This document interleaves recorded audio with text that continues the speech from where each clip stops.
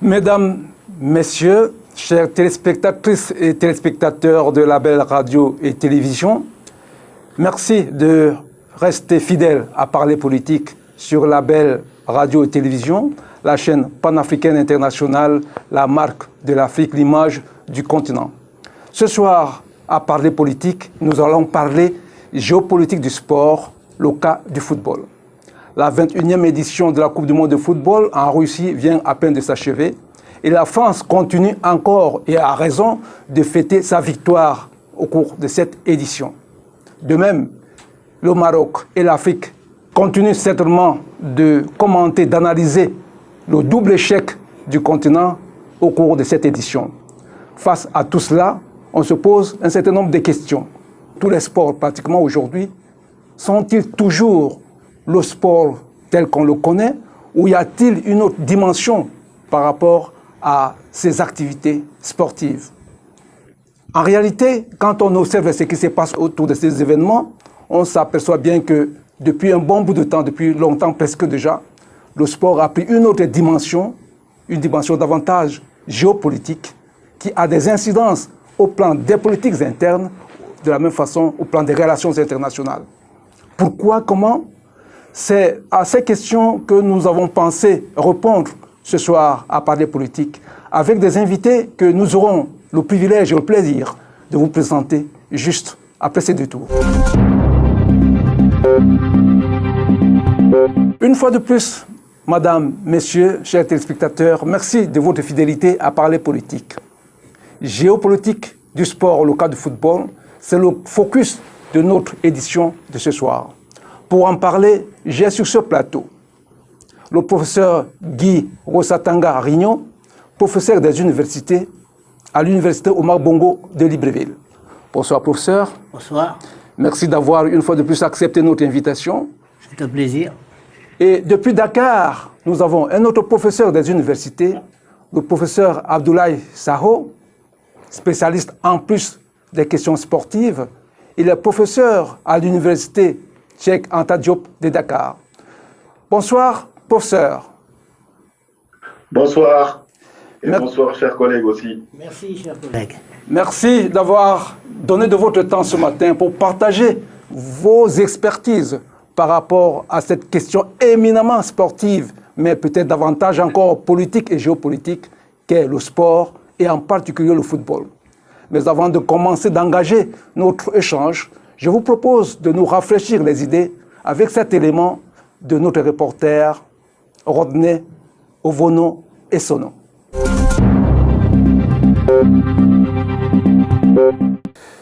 En 52 minutes, on ne peut pas faire grand-chose pour parler de la dimension géopolitique du sport.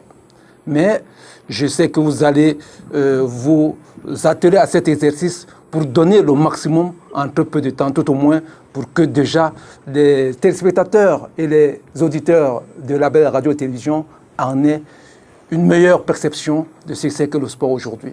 Mais déjà, avant tout, je voudrais vous demander, poser une simple question dans un premier temps. Décryptons un peu Russie 2018. La première question que je vous pose, en regardant la liesse en France, cette liesse populaire qui frise pratiquement l'hystérie, qu'est-ce que vous vous dites, professeur Rosatanga Rignon?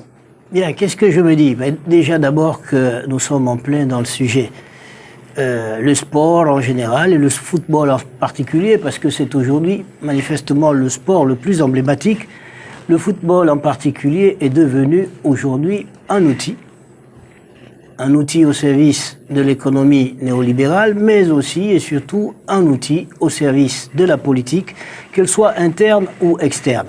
Et ce que nous avons vu là, avant qu'on entre dans certains détails, a été comme, disons, un médicament suprême qui a été donné à un peuple qui, comme il a été dit dans le reportage ces dernières minutes, a eu à subir un certain nombre de choses et qu'on a aussi un contexte social qui n'est pas des plus favorables. Et ceci a été véritablement la médication qui a permis de refaire société, de refaire sens et de refaire véritablement nation pour ce pays. Avec évidemment un certain nombre de dérapages sur lesquels on pourra certainement revenir tout à l'heure. Professeur Sao, votre avis? Oui, je partage totalement l'opinion que vient d'émettre mon collègue sur la relation entre sport et politique. Et je peux même aller beaucoup plus loin concernant les implications sociales, parce que cette équipe de France qui vient de gagner, cette équipe a démontré quelque chose qui était cher au premier président de la République du Sénégal. Il parlait et il disait que l'avenir est au métissage. Et on vient de le voir dans une équipe de football. Et au-delà de l'équipe de France, je crois que la Coupe du Monde de Russie nous a démontré que ce métissage va très très loin, parce que ce sont des équipes multicolores aujourd'hui qui jouent. Et ce n'est pas propre à la France. Par exemple, quand on prend l'Allemagne, depuis que Schröder a introduit en 1999 le droit du sol dans le code de la nationalité en Allemagne, la Mannschaft, comme on l'appelle, elle s'est ouverte aux joueurs issus de l'immigration. On a bien vu que le métissage était aussi de rigueur lors de ce mondial pour l'Angleterre, pour la Belgique, pour le Portugal et même la Suisse, avec des joueurs issus du Kosovo. Les joueurs du Suriname ont aussi fait le bonheur des Pays-Bas, par exemple, qui n'étaient pas présentes. Alors cette équipe africaine, moi à mon avis, c'est celle d'un pays qui a eu un empire colonial sur le continent africain, qui a gardé des liens étroits avec les ex-pays colonisés. En fait, c'est le reflet d'une histoire, cette équipe, avant d'être aujourd'hui le miroir de ce que l'on considère aujourd'hui comme les banlieues et les cités en Europe, notamment à Paris. Alors, quelque chose toujours sur les implications sociales qui me paraît essentiel à retenir, c'est le comportement de la présidente croate qui a charmé le monde entier avec sa manière d'être, sa manière de se présenter, sa manière de faire, qui montre un autre des aspects de la relation entre sport et politique. Et a tenté peut-être, et à juste titre, de récupérer ce qui s'est fait pour la Croatie. Et au-delà, l'autre revers de la médaille, c'est la Mannschaft, c'est l'équipe d'Allemagne qui est aujourd'hui en train de subir quelque chose qui fait de telle sorte que le sport doit demeurer un jeu. Même si les politiques s'en servent, il doit demeurer un jeu. Et vous avez vu qu'il y a 2 ou 3 jours, je crois, un des pensionnaires de l'équipe allemande, Mesut Özil, d'origine turque, a dit qu'il arrêtait pour des questions de racisme. Cela veut dire que quand on politise trop, ça peut aller trop loin et ça peut poser des problèmes à l'unité nationale, à l'identité nationale, et ça peut poser des problèmes énormes. Alors je voudrais mettre en garde les pays africains qui ont l'habitude de politiser les sorties de leurs équipes nationales, de faire beaucoup attention à ces politisations à outrance. Voilà. Ok, professeur. C'est vrai que cette émission de parler politique, ce n'est pas une émission sportive. Vous l'avez d'ailleurs souligné tout à l'heure, il faudrait quand même que le sport reste au jeu. Mais je voudrais, à cet égard, quand même poser quelques petites questions que je pourrais dire qui touchent directement le sport, mais qui ont une dimension aussi technique, une dimension politique. Alors, j'ai 2 petites questions. La première question porte sur l'introduction de la VAR. Au cours de ce mondial. La deuxième porte sur l'introduction de la règle du fair play qui a éliminé pratiquement le Sénégal à cause de ce que je peux dire le non-jeu du Japon face à la Pologne. Alors voilà 2 éléments techniques sur lesquels je voudrais tout simplement qu'on passe très rapidement, mais en disant un peu ce qui peut en être pour montrer que même dans l'élaboration des jeux, des règles du jeu en ce moment, il y a des éléments qui sont sous-tendus ou sous-entendus, alors dont il faudrait quand même tenir compte. Alors, qu'est-ce que vous en dites, professeur Sao? Bon, écoutez, moi je suis juriste et sur le VAR, je crois que, il y a quelque chose qui s'est passé, on a laissé faire, ça s'est introduit comme élément qui viendra aider l'arbitrage, c'est comme ça qu'ils l'ont présenté, donc la règle était connue d'avance par tout le monde et on a laissé jouer.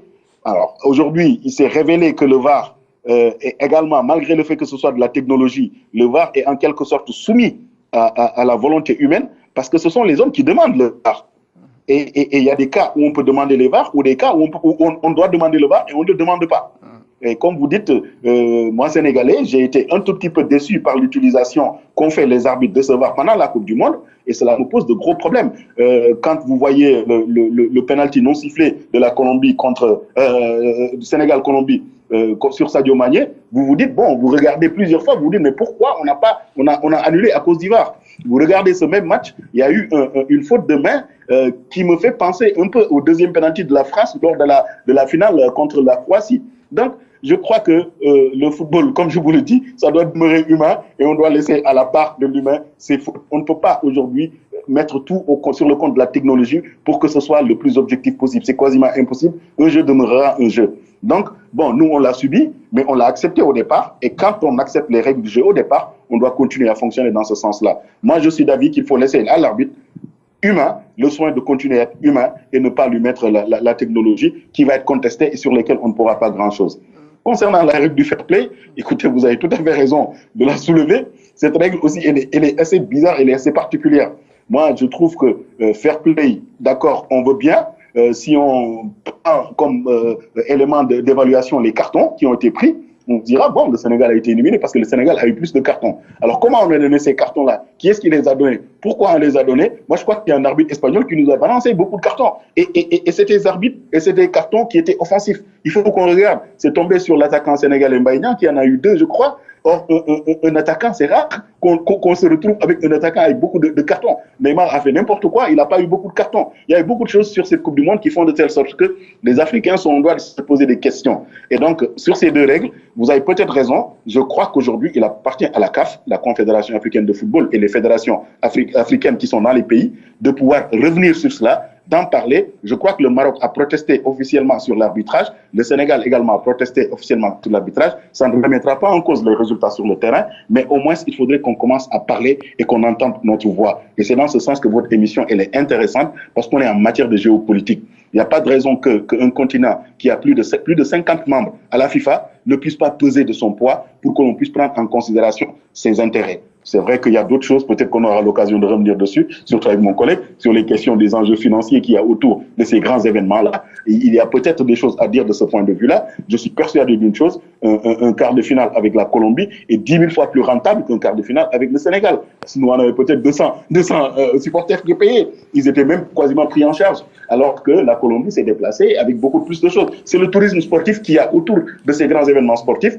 Et beaucoup de pays l'ont compris aujourd'hui. Je crois que le Gabon est sur cette voie. J'entends parler le Gabon et j'entends parler le gouvernement gabonais. Je crois qu'ils essaient d'organiser le maximum d'événements sportifs possibles et ça permet de faire connaître son pays. Le Gabon fait partie de ces pays africains qui peuvent aujourd'hui se permettre à pied levé d'organiser quelque chose. Ce que nous, par exemple, au Sénégal, nous ne pouvons pas parce que nous n'avons pas suffisamment de terrain et d'air de jeu. Donc, de ce point de vue, le tourisme autour des grands événements sportifs internationaux, c'est comme ça qu'on les appelle aujourd'hui, c'est quelque chose de fondamental et d'important. Et ça peut influer sur les décisions dans le rectangle vert. Je ne dis pas que c'est cela, mais je demande à ce que, en tant que chercheur et intellectuel, qu'on réfléchisse sur ces questions-là.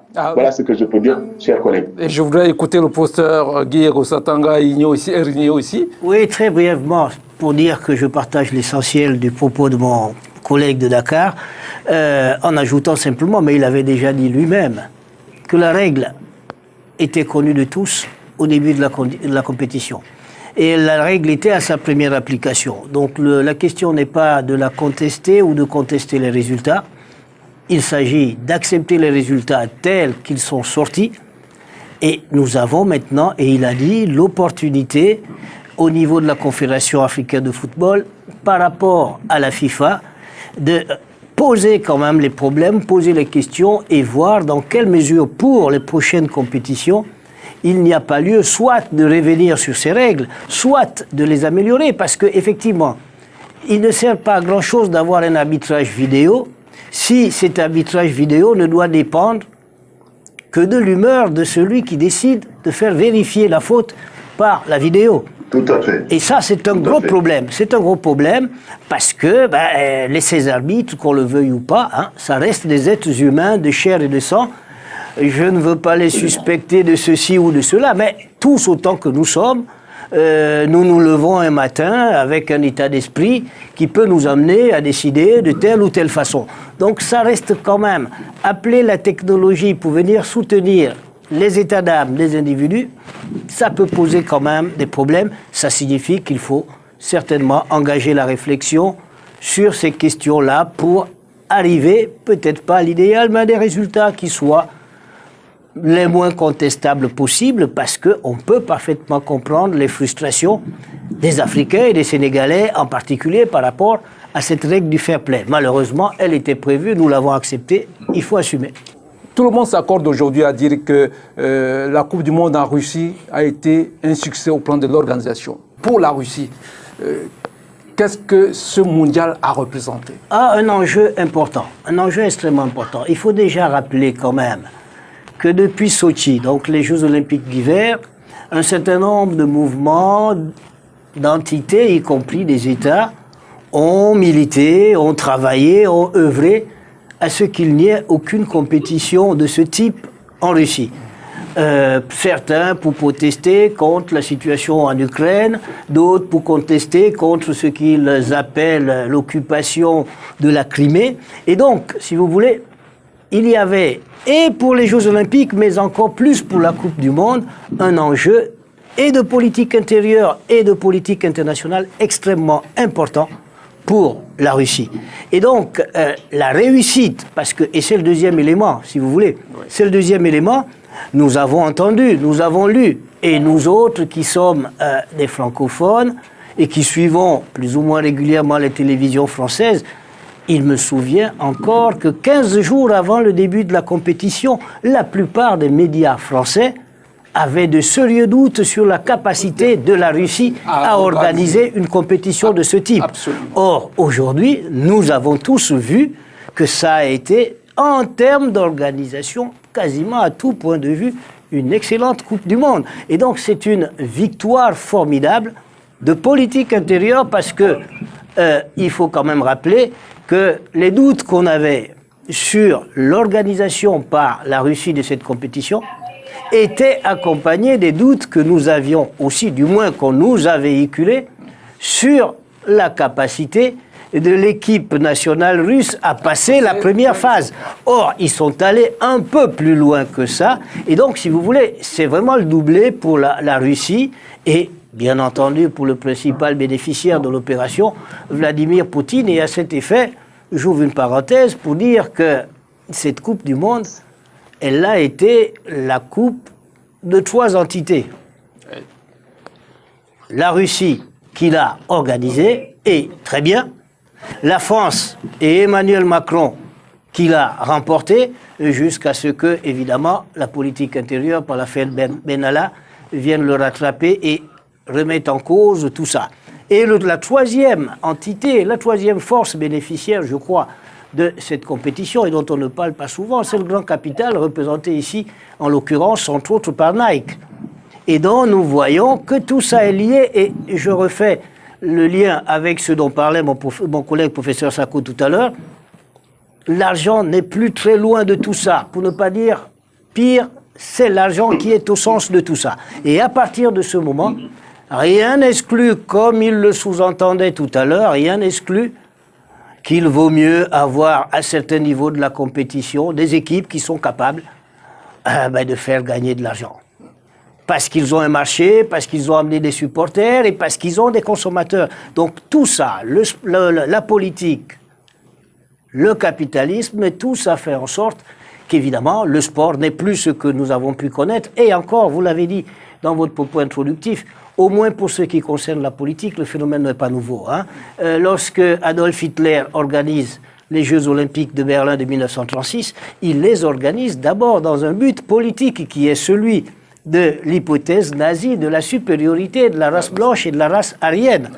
Ça se termine assez mal pour lui, puisque une bande de négros venus des Amériques vient remettre en cause toutes ces hypothèses. Mais ça ne s'est pas arrêté là. On l'a vu aux Jeux de Mexico, lorsque des athlètes noirs américains sont montés sur le podium en écoutant l'hymne national américain, le point ganté de noir. Nous étions à la grande époque des Black Panthers. On l'a vu pour les Jeux Olympiques de Moscou, où, suite à l'invasion de l'Afghanistan, eh bien, il avait été décidé par un certain nombre d'organisations et de pays de tout faire pour ne pas aller à ces Jeux Olympiques. Et il y aura, bien entendu, le retour à l'envoyeur pour les Jeux Olympiques de Los Angeles, où l'autre bloc fera la même chose. Donc, tout ceci, si vous voulez, n'est pas si nouveau. Ce qui est nouveau, et peut-être, c'est la dimension économique et capitalistique que tout ça prend, mais qui, parce que c'est de la superstructure, finit aussi par réagir sur le politique. Professeur Saho? Oui, chers collègues, je suis tout à fait en phase avec ce que vous êtes en train de dire. Et le lien que vous avez fait entre le sport la politique, les grands événements sportifs, Jeux Olympiques, Coupe du Monde, tout cela, il y a souvent un soubassement qui ne veut pas dire son nom, qui n'est pas seulement lié aux résultats sportifs sur le tartan, sur les terrains, sur les cours de tennis, mais qui est lié peut-être à la possibilité qu'on a de récupérer peut-être tout cela. Donc, quelquefois, on prend presque, je ne peux pas dire en otage, mais comme prétexte la jeunesse, les jeux, mais derrière, il y a autre chose. Donc, je crois que mon collègue a tout à fait raison de dire que la Russie, c'est un succès énorme pour ce pays. Mais ce que je voudrais ajouter, et qui devrait nous faire réfléchir, nous les Africains, c'est que depuis quelques années, si vous regardez bien ces grands événements sportifs, ils sont organisés dans ce concept que connaît très bien mon collègue, qu'on appelle les BRICS. Le Brésil a organisé, l'Afrique du Sud a organisé, la Russie vient d'organiser. On pourrait peut-être aller vers le Qatar, ensuite c'est la Chine. Si vous regardez bien, ce n'est plus du tout le centre du monde occidental là, qui organise, mais ce sont d'autres pays que l'on considère comme des pays relativement marginaux par rapport à ce que l'on veut faire du monde d'aujourd'hui, quand on parle des migrants, quand on parle de la civilisation judéo-chrétienne et tout cela. Donc ce sont ces pays qui organisent. Et même quand vous prenez les Jeux Olympiques, il y a des choses qui se sont passées et qui ont fait de telle sorte que, comme disait mon collègue, les grandes puissances capitalistes qui misent sur ces jeux, que ce soit des chaînes de télévision, que ce soit des grands annonceurs, il a donné tout à l'heure le nom d'un grand équipementier sportif, que ce soit des payeurs et tout cela, tous les grands qui sont autour ou bien des boissons gazeuses, que ce soit tout cela, ce sont des entreprises qui appartiennent au monde occidental. Mais malheureusement, ce que l'on constatait pour ces pays-là, c'est que les grands événements se déroulaient dans des pays qu'ils n'aimaient pas. En fait, dans lesquels ils ne souhaitaient pas que ça se passe. L'Afrique du Sud a subi toutes sortes de choses pour pouvoir organiser. Le Brésil, on a fait n'importe quoi également pour ne pas que le Brésil marche. La Russie, c'est exactement pareil. Alors quand peut-être ils n'ont pas pu, qu'est-ce qu'ils ont fait? Ils ont utilisé la justice. Il y a eu une justice. Moi, je suis peut-être une des personnes à penser à cela. Je me trompe peut-être. Vous savez, nous les intellectuels, on se trompe et on se trompe de bonne foi, mais on l'assume quand on se trompe et on admet qu'on s'est trompé.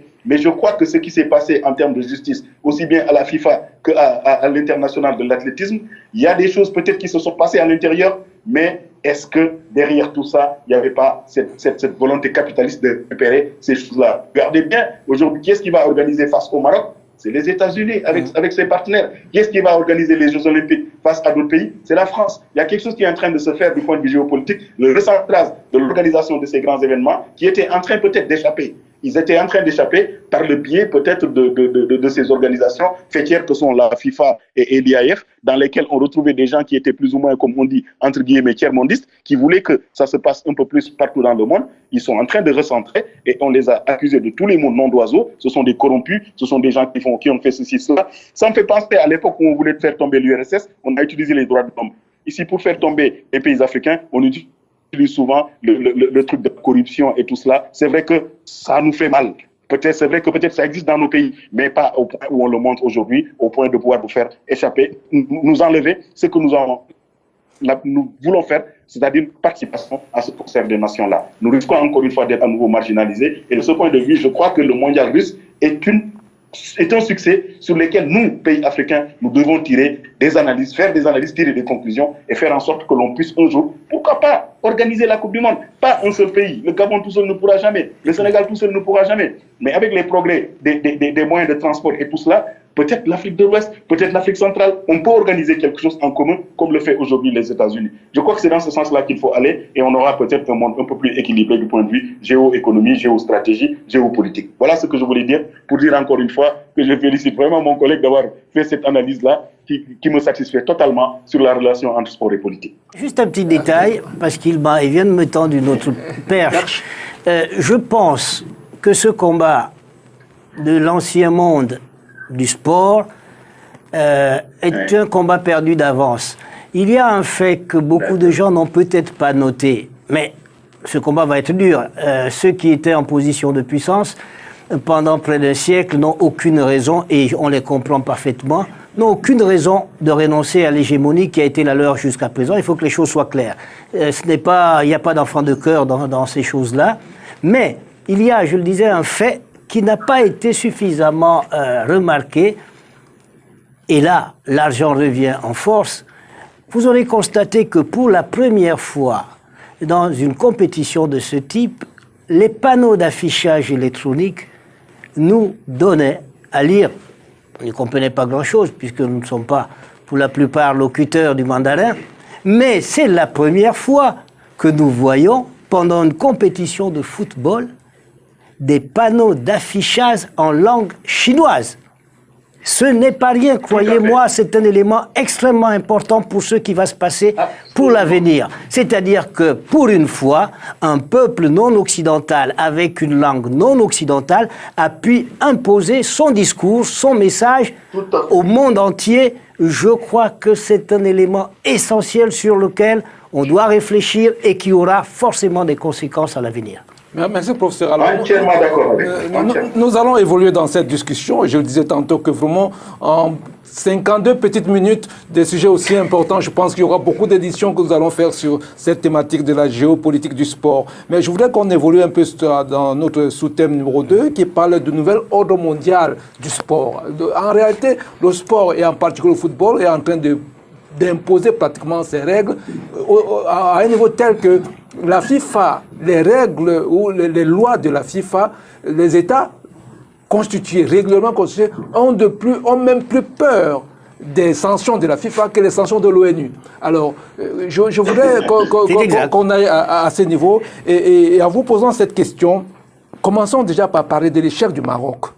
Alors, est-ce que simplement parce que le Maroc n'a pas les infrastructures ou les moyens, c'est pour ça que le Maroc a été éliminé, ou alors il y a d'autres raisons, indépendamment des raisons financières, des raisons techniques et technologiques? Il y a un certain nombre de choses. Il y a eu certainement des faiblesses dans la préparation et la présentation du dossier marocain. C'est une première chose. Il y a aussi, et mon collègue le disait tout à l'heure, faisait une proposition sur laquelle nous devons pouvoir réfléchir, qui est que tout seul, on s'en sort difficilement. Et que peut-être il serait bon qu'une prochaine candidature africaine puisse même, le cas échéant, être une candidature soutenue par l'Union africaine au nom de l'ensemble du continent. Elle aura forcément beaucoup plus de poids que celle d'un pays qui joue tout seul et que les autres disent « bon, ben, ils n'ont qu'à se débrouiller et puis on verra ». Parce que ça se passe comme ça dans la vraie vie, dans le monde international. Dès lors qu'on n'a pas la capacité, on n'a pas la puissance qui est celle des Américains notamment qui ont obtenu cette compétition, il vaut mieux, parce que c'est connu depuis l'Antiquité, il vaut mieux être à plusieurs, ensemble, même si, je le répète, même si c'est un seul pays qui organise, mais de la même façon que nous sommes en mesure de présenter des candidats de l'Union africaine à un certain nombre de postes internationaux, je pense qu'il faudrait réfléchir à l'idée de pouvoir faire assumer par l'Union continentale les candidatures à l'organisation de ce genre de compétition. Pourquoi? Parce qu'on l'a vu, l'ensemble du continent n'a pas voté pour le pays candidat du continent. Donc il y a un problème. Voilà. Et à côté de ça, on revient toujours sur la dimension capitalistique. Je pense que les maîtres du football mondial ne sont pas encore convaincus qu'une compétition de ce type gagnerait, et notamment capitalistiquement, à être organisée sous nos tropiques parce qu'il y a des enjeux financiers extrêmement énormes. Et donc, pour pouvoir continuer à le faire, on est obligé de chercher la petite bête et permettre à ceux qui vont faire entrer de l'argent dans la machine de l'emporter. Professeur Sao, je vais vous donner la parole, mais peut-être en ajoutant une toute petite question sur la première. Le professeur Rosatanga vient de parler ici d'une candidature qui devrait même être chapeautée par l'Union africaine. Mais justement, tout le temps, on parle de ne pas mélanger sport et politique. Bon, je crois que tout est question de stratégie. C'est de la manière dont l'Union africaine interviendra là-dedans. Je crois que ce que mon collègue veut dire que avoir le soutien de l'Union africaine ne voudra pas dire que ce sera la candidature de l'Union africaine. Être soutenu ne veut pas dire être candidat d'eux. Aujourd'hui, on peut être candidat de l'Union africaine. La manière dont l'Union africaine va soutenir, c'est de demander à pratiquement presque les budgets de beaucoup de ces États-là de contribuer, de mettre à la disposition de la candidature les moyens dont ils disposent en infrastructure, moyens de transport, infrastructure de télécommunications. En fait, les moyens africains au soutien d'une candidature de 4 ou 5 pays africains. Je crois que c'est ça qu'il veut dire. Parce que la CAF, elle est là, elle va continuer à fonctionner. La FIFA et la CAF continuent à dire nous ne voulons pas entendre le sport et politique. Mais je vais vous dire une chose, il faudrait que l'on ne soit pas trop naïf. De temps en temps, ça se fait. Aujourd'hui, ce qui est en train de se faire, la manière dont fonctionne la CAF, si vous regardez bien, la plupart des réunions de la CAF se déroulent aujourd'hui au Maroc. Qu'est-ce que le Maroc veut? Du point de vue géopolitique, géostratégique, le Maroc veut être le fer de lance du continent en matière de football. Et il s'appuie sur la CAF qui aujourd'hui quitte pratiquement son siège de l'Égypte pour venir régulièrement faire ces choses. Il y a 2 ou 3 jours, ils étaient en conclave pour analyser ce qui s'est passé en Russie. C'est très bien, mais c'est le Maroc qui pilote tout cela. Le Maroc derrière la fédération marocaine, royale marocaine, je me demande si est-ce qu'il n'a pas la politique marocaine. Donc il ne faut pas qu'on soit trop naïf, il faudrait qu'on accepte cela, mais que ça se fasse de manière très stratégique et très intelligente. Qu'on ne se mette pas à dire c'est l'Union africaine qui va mettre en place une candidature, tout de suite on donne le bâton pour nous taper. C'est clair. Bon. Pourquoi quand même ce langage que j'estime un peu mystificateur? On sait que la politique est dans le sport. Pourquoi ce nuage-là montré alors que, évidemment, tout est politique pratiquement là-dedans? Vous savez, je vais vous dire une chose. Il y a aujourd'hui quelque chose qui est en train de se passer en France. Les gens ne regardent pas très bien. La France, elle ne gagne pas par hasard. Je vous assure, elle ne gagne pas par hasard. La France a complètement changé de fusil d'épaule en ce qui concerne la politique sportive. Malheureusement, nous, les pays anciennement sous colonisation française, nous sommes dans l'ancienne France, celle du général de Gaulle, en matière de politique sportive. Or, eux ont changé. Ils se rapprochent de plus en plus des États-Unis. Qu'est-ce qui se passe? Nous, quand on faisait nos études, et je suis persuadé que monsieur le ministre à côté ne me démentira pas, nos parents nous disaient, si vous êtes bon en sport, c'est pas bon. Essayez d'être bon en maths, en philo et tout cela. Donc la valeur intellectuelle n'avait rien à voir avec la valeur sportive. De telle sorte que si vous êtes bon en sport, à la limite, vous n'entrez pas à l'université. Regardez aujourd'hui les champions américains, ils entrent tout de suite à l'université. Qu'est-ce qui s'est passé? Il y a eu un changement de paradigme en la matière en ce qui concerne le sport. On considère le sport comme autre chose. Je vais aller encore beaucoup plus loin pour ce qui est des politiques économiques et des politiques publiques. Aujourd'hui en France, on n'est pas en train de considérer le sport comme une dépense. Ce n'est pas une dépense publique, mais c'est un investissement parce que ça rapporte gros. Regardez ce que l'équipe de France est en train de rapporter à la France aujourd'hui en termes de notoriété, ne serait-ce que cela, et en termes peut-être du point de vue économique. Regardez ce que le championnat de France rapporte au fisc français. Regardez tout cela, ça fait de telle sorte que le sport n'est plus du tout considéré comme dans nos pays une dépense. Quand une équipe nationale doit bouger, on prend dans le trésor public, le chef de l'État donne des choses, mais à la disposition des avions, c'est des dépenses qui s'en vont, on ne sait même pas si est-ce que ça va rapporter. Ce que le chef de l'État escompte, c'est que l'on gagne et que lui, il défile et qu'aux prochaines élections, il gagne. C'est pas cela. Aujourd'hui, c'est devenu, je vous le dis, ça a changé de paradigme. Et de ce point de vue-là, la France ne gagne pas par hasard. Ils investissent. Et je vous dis une chose, j'ai lu hier des chiffres concernant la formation française et c'était effarant ce qui se passe en termes de formation. La formation française, sur les 736 jeunes qui ont participé à la Coupe du Monde de football 2018, 52 sont nés et ont été formés en France. Un nombre record qui fait de telle sorte que 29 d'entre eux jouent pour les sélections étrangères. Je prends les pays africains, 9 étaient formés pour la Tunisie, 8 pour le Maroc, 8 pour le Sénégal, 3 Portugal, 1 Argentine. Ça veut dire que la formation française, ils ont misé dessus et ils sont en train de gagner. Nous, par contre, on considère que le sport, c'est quelque chose que tu attends au dernier moment. Quand tu as des chances de médaille, tu investis juste pour le temps de la compétition et tu espères gagner. Les médailles olympiques, ça se prépare sur 8 ans. Nous, on n'est pas dans ce sens-là. Et c'est pour cela, je crois que même la Russie, ce qu'elle est en train de faire, et tout à l'heure, mon collègue l'a dit, on n'attendait pas la Russie au deuxième tour. Je crois qu'elle s'est bataillée. Et elle a bataillé pour arriver à cela. Elle a un championnat. Nous, dans nos pays, si tu prends le football, il n'y a pas de championnat. Il n'y a plus de compétition d'athlétisme. Il n'y a plus de compétition de tennis, de compétition de basket, rien du tout. On attend juste les grands événements sportifs internationaux. Nos chefs d'État et nos pays misent et on se dit on va gagner. C'est pour ça que je dis par moment, nous, on est, excusez-moi du terme, mais les pays africains veulent se mettre dans la situation de braqueurs. Les gens qui vont faire des hold-up. Alors le Sénégal, si on était passé, c'est bien. Mais entre nous, 8 formé en France, c'est pas la formation sénégalaise, c'est pas la politique sportive sénégalaise. Il y a des choses sur lesquelles il faut qu'on réfléchisse et qu'on revienne. C'est pour ça que j'ai beaucoup aimé le discours de Hamad lors de cette évaluation qu'ils ont faite au Maroc. Ils demandent à ce que l'on travaille autrement maintenant, qu'on change aujourd'hui de mentalité. C'est ce qu'il dit. J'espère qu'il va le faire. Vraiment, s'il le fait, l'Afrique retrouvera sa place peut-être dans le concert du monde sportif en général. Voilà ce que je voulais dire de ce point de vue. Encore une fois, en félicitant mon collègue pour ses prières prises de position et courageux surtout. Voilà. Je voudrais embrayer après vous pour lui poser la question sur tous ces symboles de souveraineté qui sont brandis à l'occasion des grandes manifestations. Le drapeau, l'hymne national, les médailles, même les médailles qui ne sont plus simplement du mérite sportif, n'est-ce pas? Alors ça confère au sport une dimension qui n'est pas le simple développement physique ou la simple compétition pour se mesurer. Alors, qu'est-ce que vous dites? Et justement, pour continuer à décrypter un peu le message géopolitique du sport aujourd'hui. Écoutez, c'est évident, hein, mais je pense que tout le monde le sait maintenant, toutes ces grandes compétitions, et particulièrement la Coupe du monde de football, est l'occasion de la meilleure, parfois la pire, mais la meilleure expression et des patriotismes et des nationalismes. Je distingue les deux choses. Le patriotisme, comme disait quelqu'un, c'est aimer son pays. Le nationalisme, c'est ne pas aimer les autres. C'est une différence. Mais on le voit très souvent dans ce genre de compétition.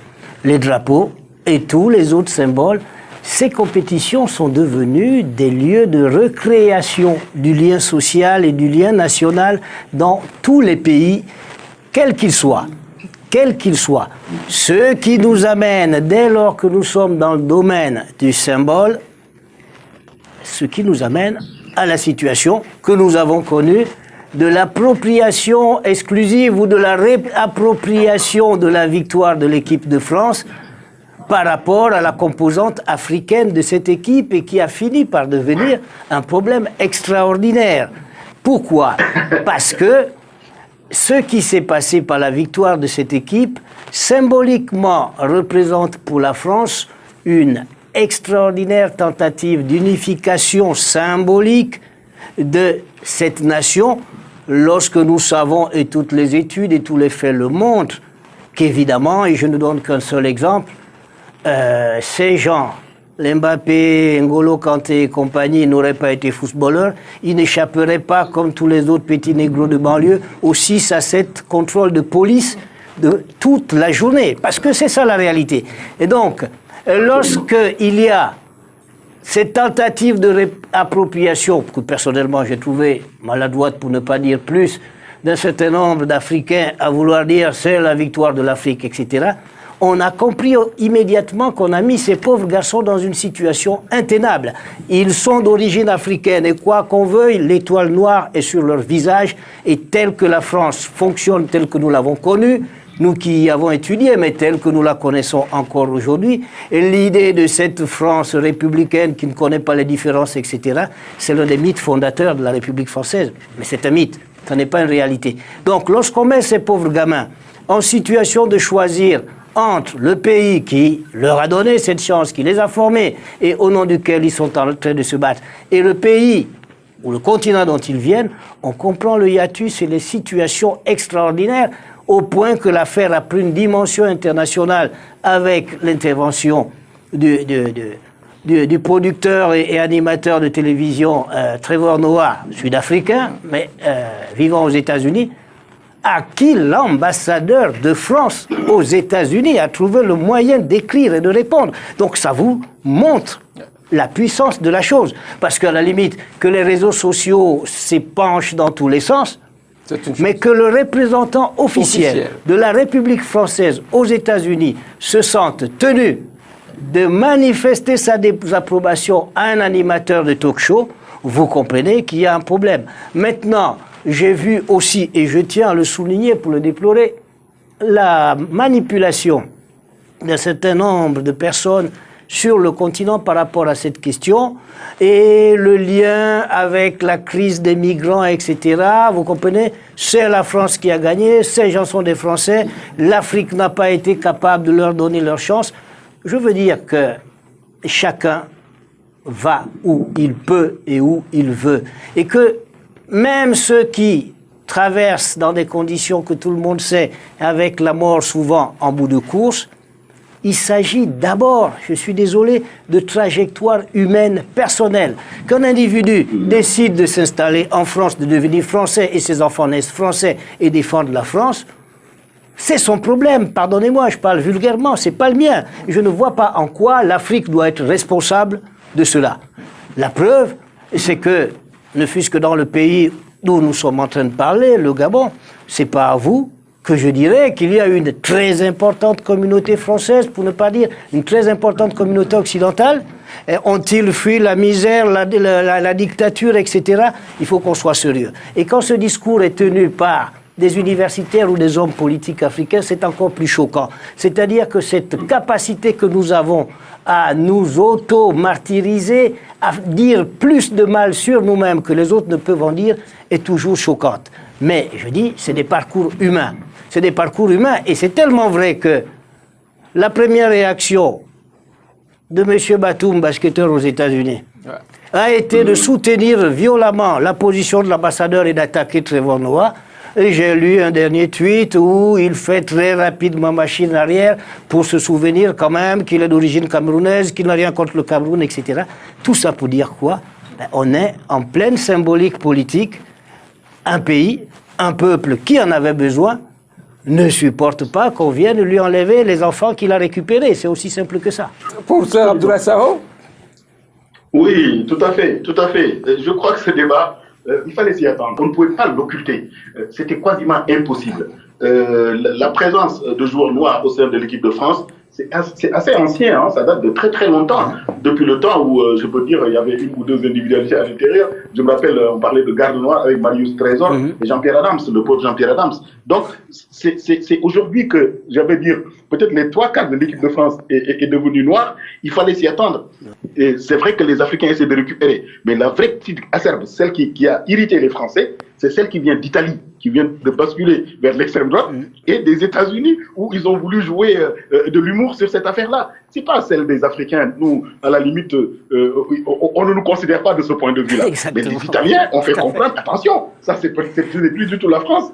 Eux, ils sont en train de fermer leurs frontières, ils sont en train de montrer n'importe quoi de ce point de vue-là. Donc ça a irrité la France. Les États-Unis ont irrité la France. Mais en tout cas, ce qui est sûr et certain, c'est qu'il y a une opinion française à l'intérieur qui ne supporte pas ce qui s'est fait. Mais par contre, comme dit mon collègue, ce sont des Français. Ils sont nés là-bas, ils ont vécu là-bas, ils ont été formés là-bas. Ils sont noirs, c'est vrai, mais ce sont des Français. Et ce qu'il dit de Batum, qui a été un peu plus virulent, il a eu raison de dire, moi je suis Français, je ne connais que la France, je ne peux pas faire autrement. Maintenant, ceux qui viennent jouer avec nous, c'est quand la France ne veut plus du tout, ou la France n'a pas envie de les prendre, qu'ils viennent jouer dans nos pays-là. Et ça nous arrange, nous, de ce point de vue, du point de vue résultat sportif. L'équipe du Sénégal, je vous dis, il y a 8 qui sont nés en France, qui ont été formés par la France. C'est contre Boyouno. Il y a une histoire entre la France et les pays africains.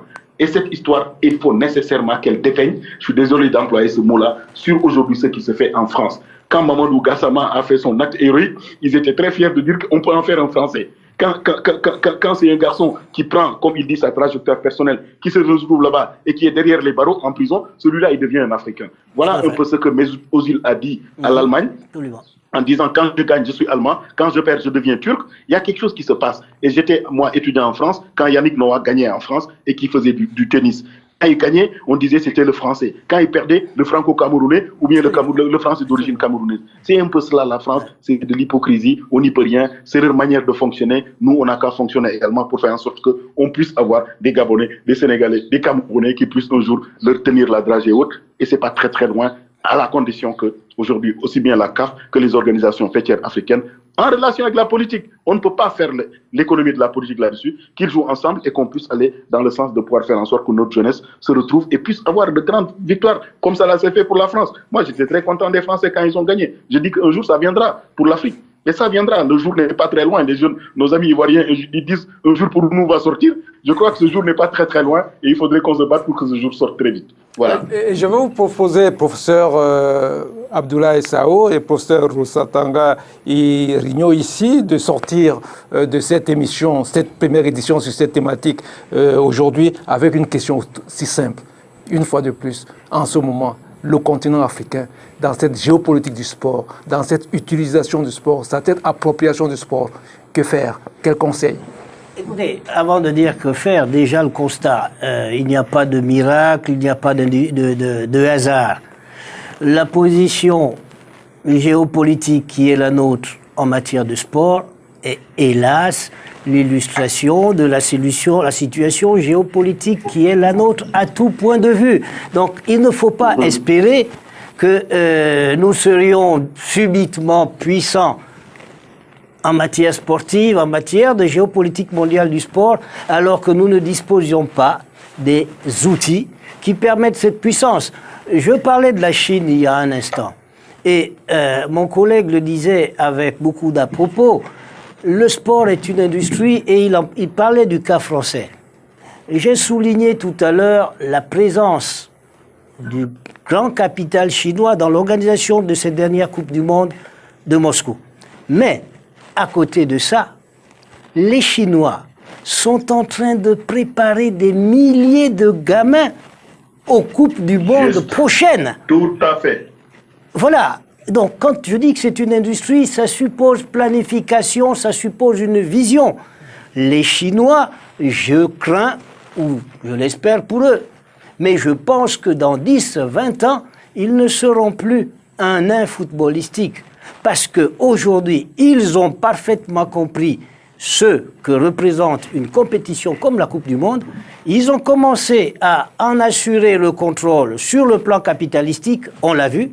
La prochaine étape, ça va être d'amener des équipes au niveau le plus haut. Et quand vous connaissez quand même la masse critique qui est celle de la Chine, je pense que dans 15 ans, ils n'auront pas trop de difficultés, après avoir assumé cette politique de formation, à trouver 11 éléments qui puissent les amener sur le toit du monde. Donc c'est extrêmement important. Mais, je veux le dire une fois de plus, c'est toujours une question de vision, de programmation. Regardez, on sort du sport. Vous avez entendu parler de quelque chose qu'on appelle les terres rares. Personne n'a vu venir le coup, tout le monde ne s'en préoccupait pas outre mesure, mais savez-vous qu'aujourd'hui, l'essentiel des mines de terres rares sur l'ensemble de la planète sont contrôlées par des sociétés chinoises. Or, tout le monde tel qu'il existe aujourd'hui, d'écrans, de téléphones, etc., mais de la plus haute technologie, nécessite l'usage de ces terres rares. Et je disais tout à l'heure que les combats que nous voyons aujourd'hui à la FIFA, au Comité olympique international, sont des combats d'arrière-garde. Le balancier du monde est en train progressivement de partir de l'ouest vers l'est. Et les Chinois, le rêve chinois tel qu'il est énoncé par le président Xi Jinping, le rêve chinois, c'est de redevenir la Chine éternelle, celle qu'elle a été à un moment, et le sport y contribuera forcément. Professeur Sao, pour terminer? Oui, pour terminer, je crois que ce que vient de dire mon collègue est tout à fait juste. Et ça rejoint trois mots. Travailler, former et organiser des compétitions ici, sur le plan sportif. Je ne mets même pas en avant le côté politique ou le côté économique, mais il faut savoir travailler, il faut savoir former et il faut savoir organiser des compétitions nationales africaines dignes de ce nom. Aujourd'hui, la CAF aussi doit s'organiser pour faire en sorte que l'expertise africaine qui est là sur le territoire, on ne l'utilise pas. Juste une petite anecdote. Il y a quelques mois, quand Ahmed Ahmad venait d'arriver, il a fait une déclaration et il dit qu'il va aller s'appuyer sur le centre de droit et d'économie du sport qui est à Limoges, le centre français, pour former les anciennes gloires, les anciens comme les Eto'o, les Drogba et tout ça, pour les former au management. Au Sénégal, et ça, c'est pas pour faire ma publicité, mais ça fait plus de 5 ans que je dirige un master en droit et économie du sport. Quand j'ai vu ça, je lui ai écrit direct à Ahmed Hamad en lui disant attention, ce que vous cherchez sur le territoire là-bas, il existe ici actuellement. Et on le fait. Et je ne vous donne pas les noms de tous ceux qui ont fait cette formation à Dakar. Et ça marche très fort. Depuis lors, Motus Bouskousi, il ne répond pas. Mais je me rends compte que quand il fait des formations à Rabat, il utilise les gars de ce centre de Limoges, mais sans mettre le nom de Limoges. Et c'est ça que je trouve un peu hypocrite et dommageable pour l'Afrique. Nos dirigeants devraient s'organiser pour faire en sorte qu'on puisse avoir l'expertise qui doit pouvoir faire ce qu'il faut. Ce que ces gens ont fait, c'est ce que nous avons fait. On a fait les mêmes écoles. Peut-être même on était meilleurs que quand on faisait ces écoles-là. Ils disposent peut-être d'un peu plus de logique, moins logistique que nous, mais du point de vue cerveau, je ne suis pas sûr qu'ils soient meilleurs que nous. Nous sommes en train de former et nous formons ce qu'il faut aujourd'hui. Donc je leur demande, je demanderai à M. Ahmed Hamad, et je vais vous le lire si vous permettez lors de votre émission, c'est le discours qu'il a fait, quelques extraits du discours qu'il a fait il y a 2 jours à Rabat lors de cette réunion d'évaluation pour la Russie 2018. Il dit ceci, si vous permettez, nous devons rompre avec l'approximatif et les promesses politiques qui souvent ne présentent aucune garantie.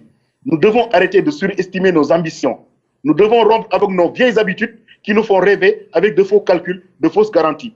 Et il dit, notre jeunesse aujourd'hui a cette chance d'élever tous les ans son niveau d'instruction. Nous devons compter sur elle, car elle est notre force vive et notre espoir immense dans l'avenir. Cette jeunesse-là, c'est nous qui la formerons ici à Libreville, ici à Dakar, ici à Pretoria, ici à Brazzaville. C'est nous qui la formerons, ce n'est pas d'autres qui la formeront. Et de ce point de vue, je crois que ces dirigeants africains devraient penser à cela. Pensez à nous d'abord pour que l'on puisse former ceux dont le continent a besoin. Je ne crois pas qu'on pourra compter sur un pays pour développer son propre pays. Et c'est ça que je voulais dire pour terminer. Je suis désolé si le discours semble un tout petit peu militant, mais c'est un discours d'intellectuel. Merci beaucoup. Et de vérité. Merci, professeur à Dakar. Merci, professeur ici à Libreville. Merci. Une fois de plus, merci pour cette contribution importante. Chers téléspectateurs de la Belle Radio et Télévision, une fois de plus, je vous remercie pour votre fidélité à notre chaîne panafricaine internationale, la marque de l'Afrique, l'image du continent.